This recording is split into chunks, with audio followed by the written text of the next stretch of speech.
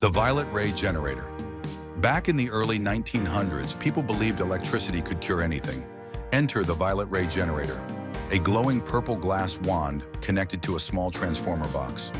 Doctors and healers claimed it could treat arthritis, baldness, fatigue, even impotence. You had to apply it directly to your skin. And yes, that included your private parts.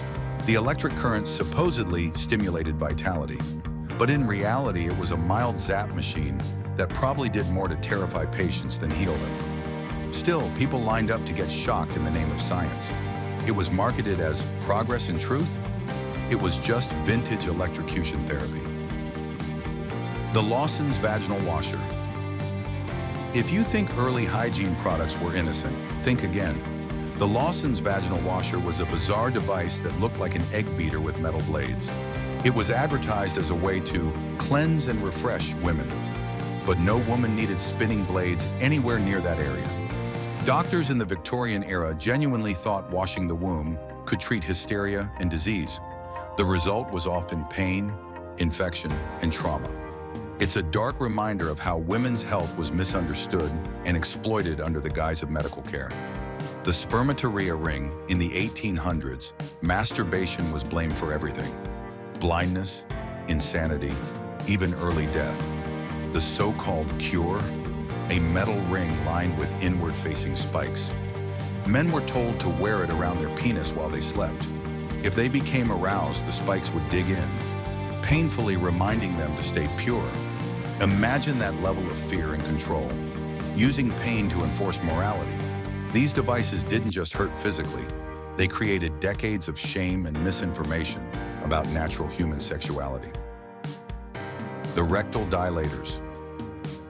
This one sounds like a joke, but it's real. Rectal dilators were marketed as a cure for everything. Constipation, headaches, even low energy. The set came with multiple sizes, each to be inserted for a few minutes daily.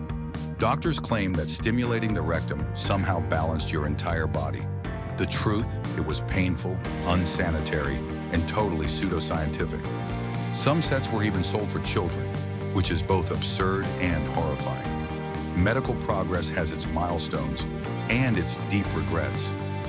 This was one of them. The prostate warmer. Now things get weird and warm.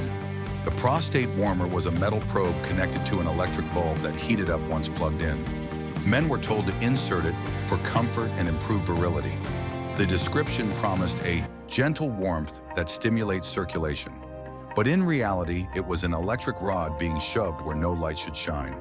A single spark could turn therapy into torture. This is the point in history where desperation met very bad design. The recto rotor. This device sounds like it came from a horror movie.